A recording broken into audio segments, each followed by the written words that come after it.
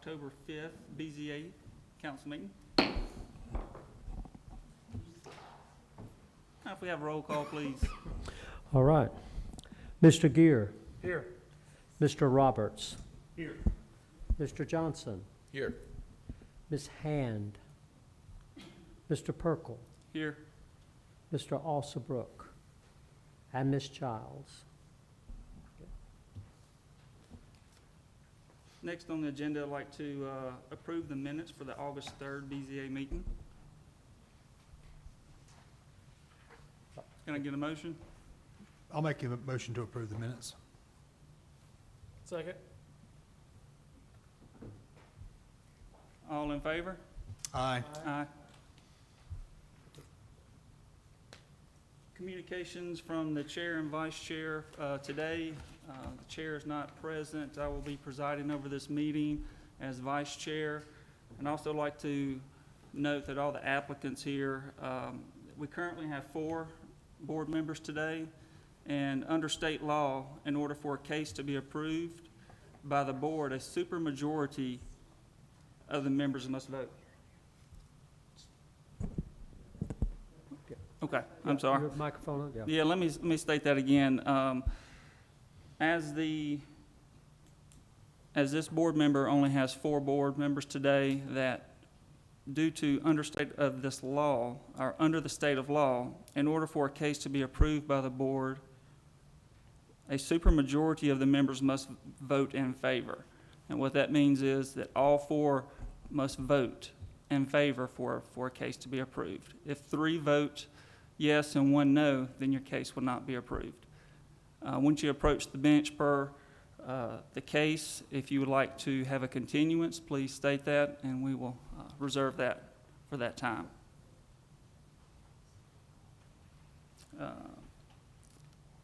On to old business here. We have any old business? I will say no. No. New business, we can call for case number SV 23-10-01. That's 108. I don't want to pronounce this wrong. Malaga Avenue. May you approach. Please state your name and address and write that down as well.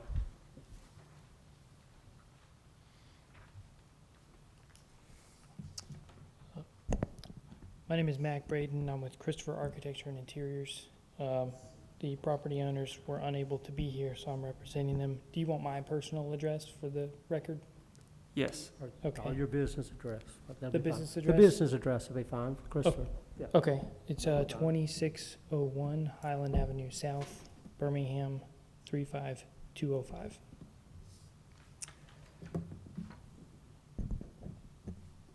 We're here requesting 2 variances on the property. The first one is a request to reduce the accessory structure setback along the left side property line from 10 feet to 6 feet 8 inches. This is the existing non-conformance of the structure. We're expanding the structure, but not increasing the non-conformance into the setback. The second the second variance that we're requesting is has to do with the rear yard accessory structure coverage. The allowable coverage is 30%. We're approximately at 40%. However, I would like to note that the existing coverage is about 38%, and we have removed several components of the existing in order to kind of account for the addition that we're proposing. We would be willing to explore and utilize permeable pavement for the driveways, and also look at other civil engineering solutions, such as hard piping, all gutters, and things like that of the new and potentially existing structures to try to mitigate some of the water runoff concerns. So I think that's it. Is there anything else you need from me? With this being a public hearing, we have the opportunity for the public to speak. If you would, please approach.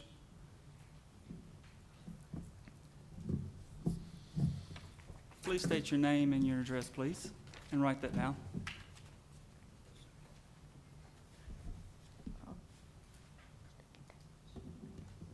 Hi, good evening. My name is Eva Wang, and I've been living and working in Homewood for 26 years.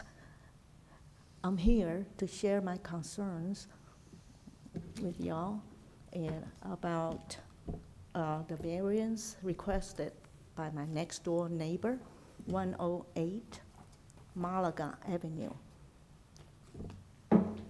And I have some serious fears about what's going to happen to my property if this variance is approved. Approving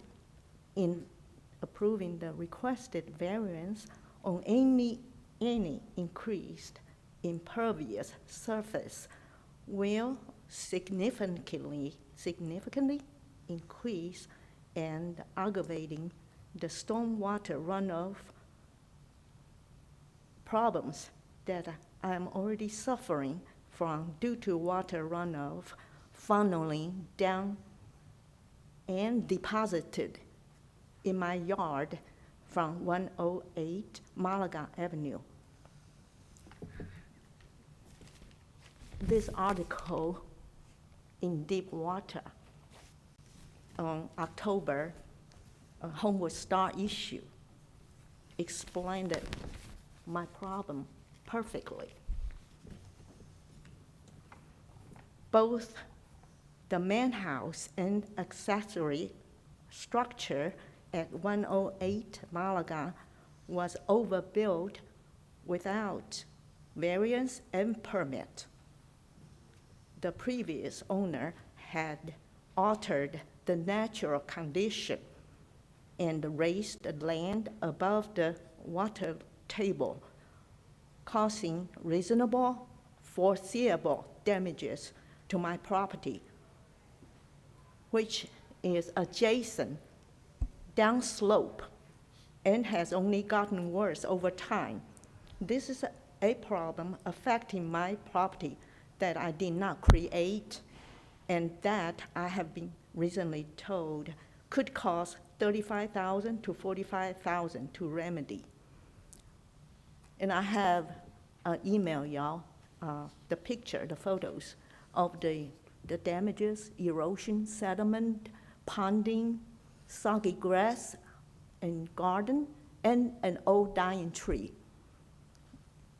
And while the excavation expert was making the assessment of the damages caused by 108 Malaga Avenue, and he noticed the recent earth disturbance from the sewer line repair at 108 Malaga along our entire fence line. The fresh dirt was left loose and open without any grass, vegetation, or geotextile fabric covered to hold those loose dirt or absorb rain and stormwater runoff. So that's the reason it caused more damages. And I also emailed y'all the picture showing the leaves and debris, and it's already washing down and build up along the fence line. And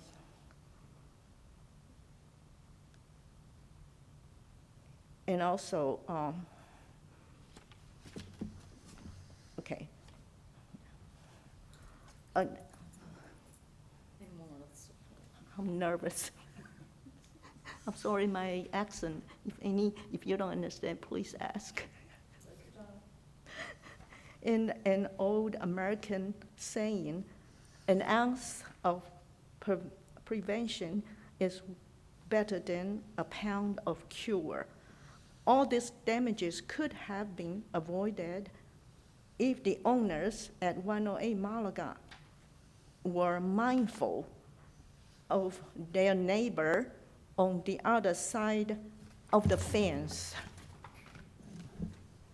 And I thank you for your consideration and understanding. And because as I am in deep water, I'm literally drowning in the swamp. And respectfully, I plead you, all the board members, to vote definitively no. Thank you. Thank you for listening. Ms. Wong, would you Yeah. mind stating your address, please, for Yes, the I will. record? Yes, sir.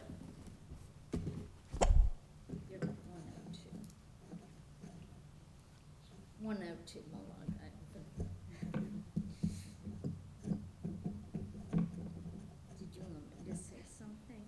She wants me to say something.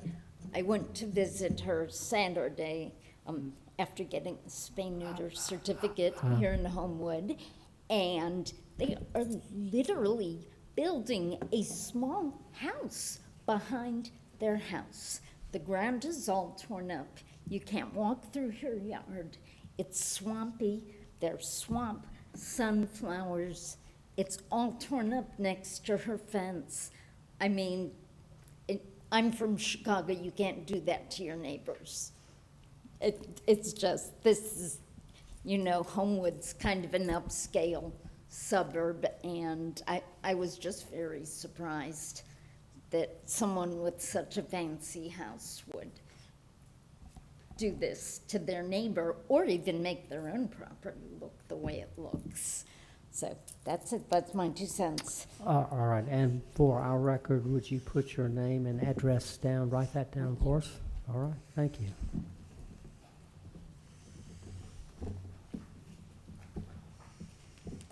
Do y'all have any questions? Do y'all understand my accent?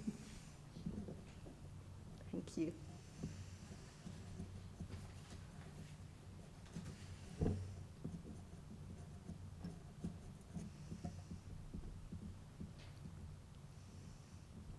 I'd like to ask, is there anyone else that would like to speak on this case? Please approach. If not, I'll close the public hearing of that and open up the questions for the board. May approach, because we may have questions there for you. Okay. I just wanted to add, I guess, regarding the pervious surface coverage in the rear yard. It is localized to the rear yard. We are under both existing and proposed for the entire lot coverage, but while I don't have the calculations with me, should the driveway be converted to a pervious material, I believe the ordinance allows for an additional 5%, increasing from 30 to 35.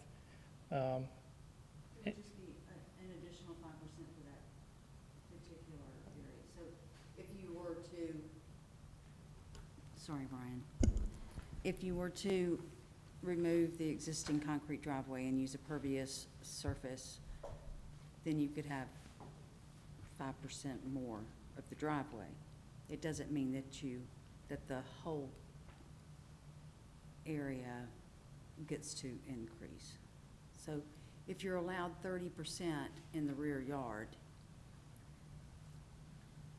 you could, I suppose, technically have 35%, depending on what you're making impervious. Right, Make sense? I think so. But So what, I think, let me look at something real quick. while you're looking, I'll just finish my thought if that's okay, but that was, currently I said we're about 38%, we're asking for 40%. Should the driveway be converted, I do think it would bring that pervious coverage down pretty close to the existing 38%, for what it's worth.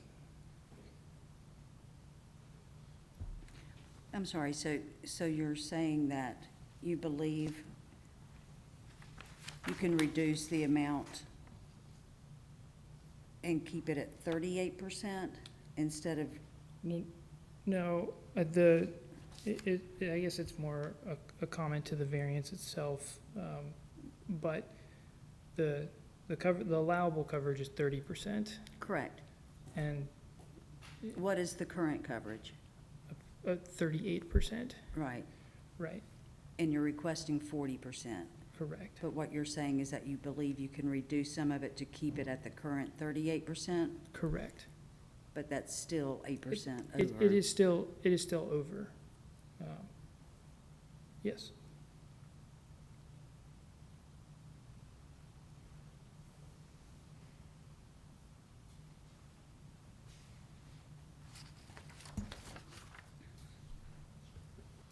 Did I hear you say earlier that you had already taken steps to reduce the coverage in the backyard, or were you just saying we are offering to or can?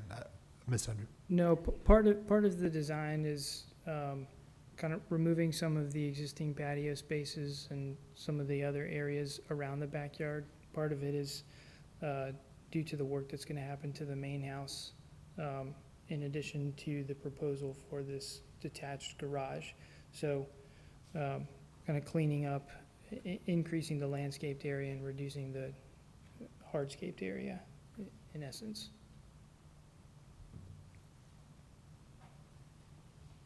It's currently 38. They're asking for 40. Right. And he was saying that they could probably reduce some to keep it at 38. With the driveway, right? Or, oh, no, you're just saying, Well, yeah, because they're enlarging the footprint, they want to enlarge the footprint. Right. Of that structure. so you have to Right, take- to mitigate the increase of the structure. And keep it at 38, which is what they currently are, which is still 8% over.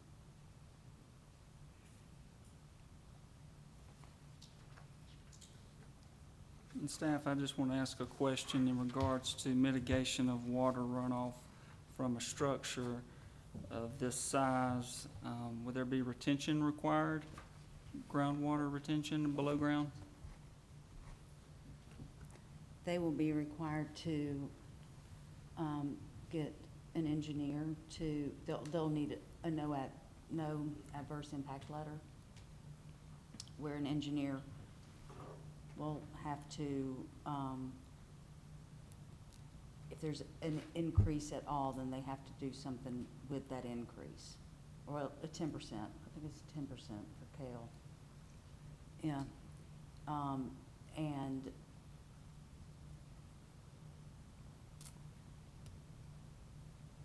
so I don't know if this is going to be a 10% increase from existing to proposed, because they're at 38 and they're asking for 40. So they, it may not be a requirement for them to do that. Now, whether Kale, based on the historic conditions, can require that, I don't know. I can find out. You want me to find out real quick? You want me to call Kale? No, thank you. And let me ask just the applicant, have y'all had any stormwater runoff calculations ran for this property? No, we have not engaged an engineer at this point. Okay, thank you.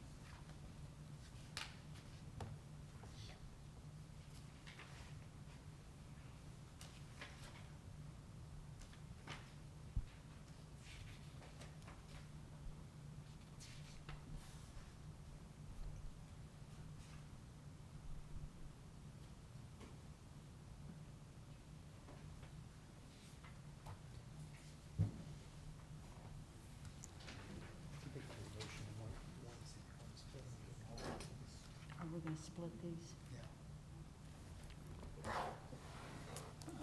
Would like to ask if you would like to split these variance requests into two different votes, or one as a single, or both as a single vote. We can split them up, if Okay. that's all right.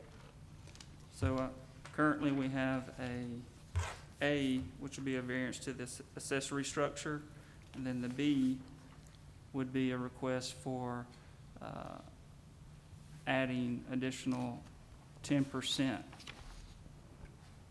for the rear yard structure.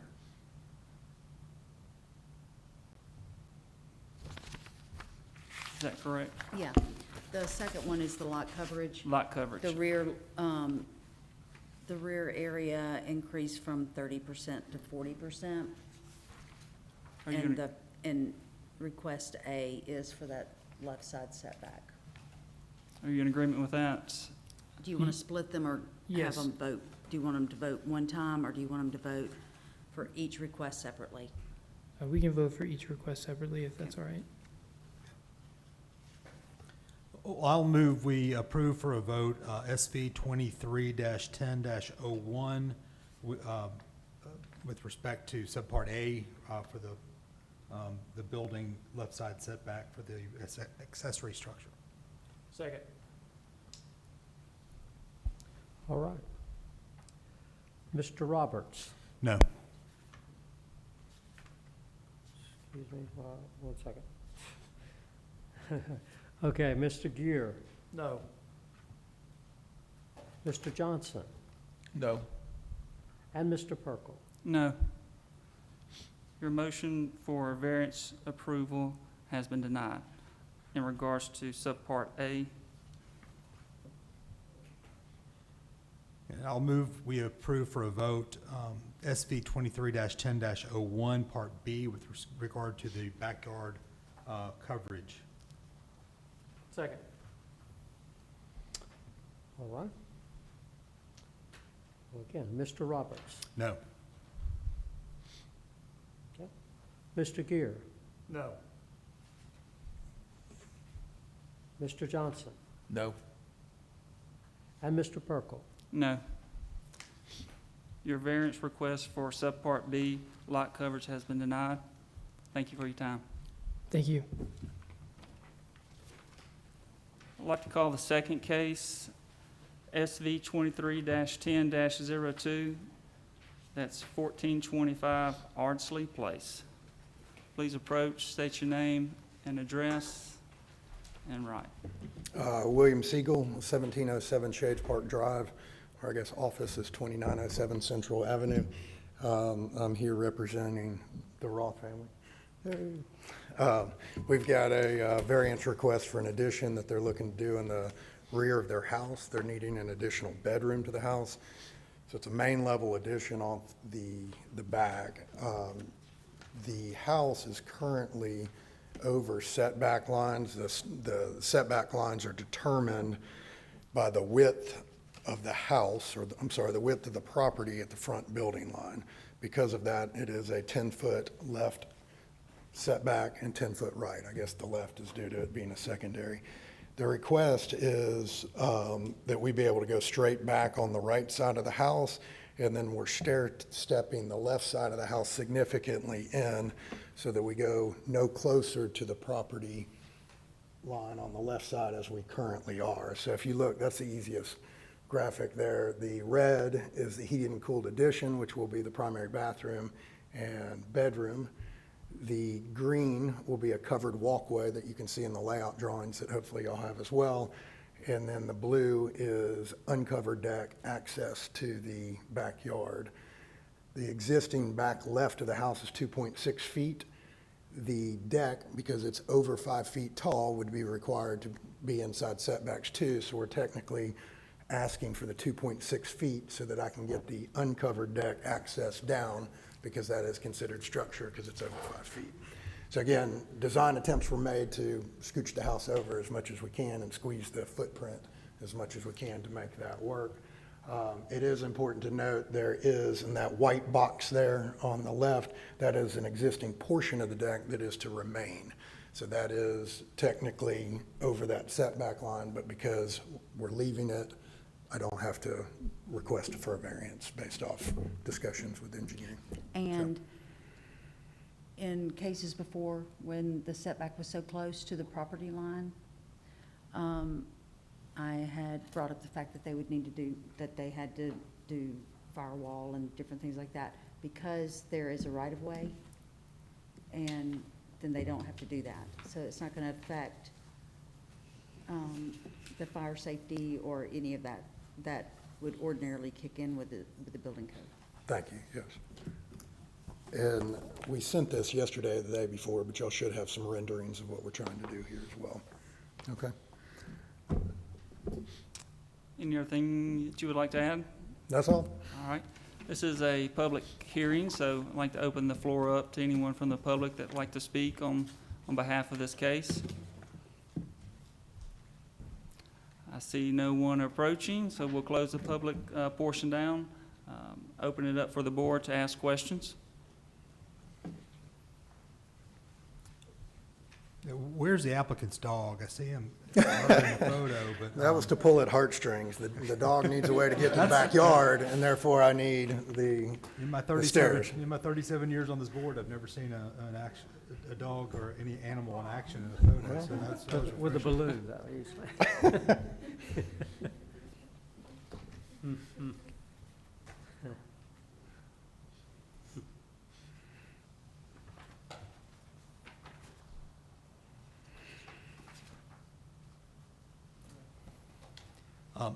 I'll move we approve for a vote, SV 23-10-02.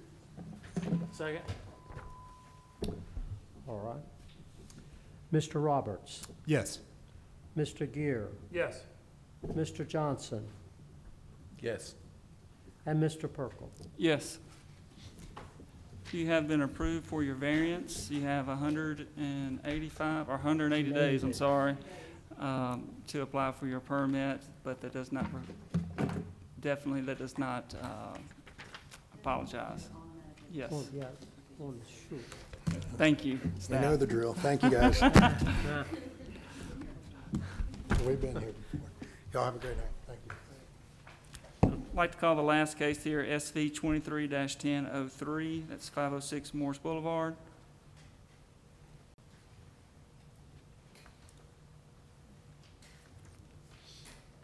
Please state your name and address and write it down as well, please. Ben Watson, Live Oak Engineering, 2509 7th Avenue South, Birmingham.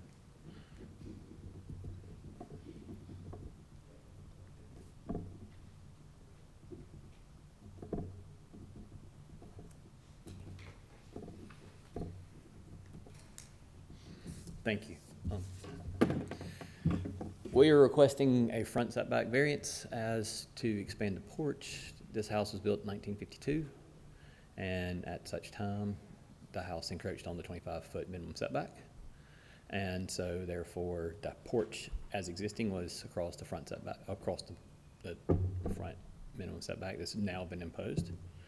The side setbacks, are the house currently sits, meet the side setback, so the request is to be able to extend the porch to full up the front of the house. No encroaches, none towards the street. So the existing non-conforming use would stay the same, and this would just allow for the porch to match the facade of the house. And so it would be, but again, the sides do not encroach.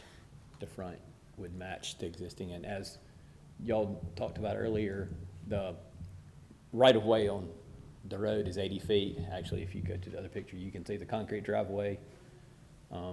That concrete driveway is 100% in the right-of-way.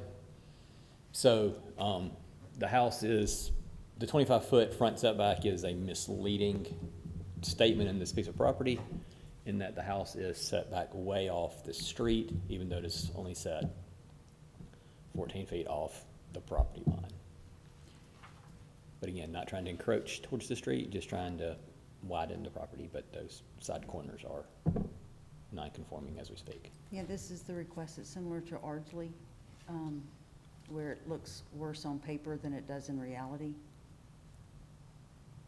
Yes, but also too, if you've seen the sketch showing that we're not trying to encroach on anything other than the corners of the house that don't comply. Do you have anything else you'd like to present before we close? I'm good, thank you. I would like to open up to the public here. Anyone like to speak on behalf of this case, please approach. I see no one. I'd like to close the public hearing side and open up questions for the board.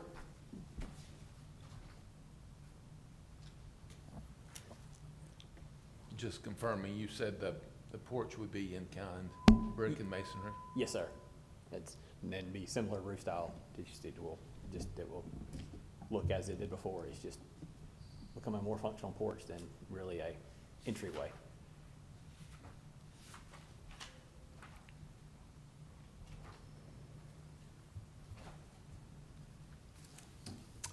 I'll make a motion that we vote to approve BZA case 10 dash,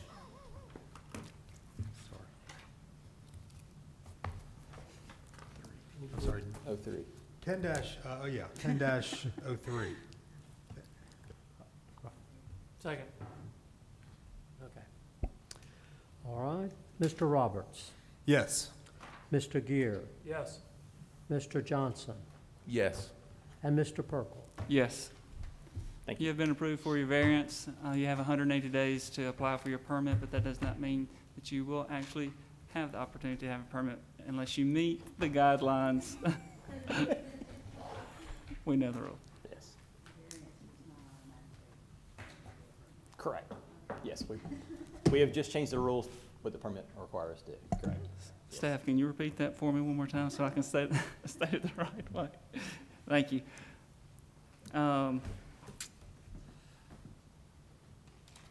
We have communications from the staff here. We have reviewed, I said the BZA has reviewed the proposed zoning ordinance revisions that's presented by the staff. Would you have anything that you would like to state in that? And if you have any questions, I'm happy to answer them, but I think we covered most of it in the pre-meeting. We really appreciate you taking the time to review it, since y'all are the ones who get the variances, and we believe that some of these changes may reduce the number of times we get to see you each year, which should make you happy. It does. I know that you spent a lot of time on that, and just want to commend you for putting together such a intentional document there that allows us to really do our jobs better. So thank you. Thank you. Other than that, I'd like to adjourn this meeting. Thank you.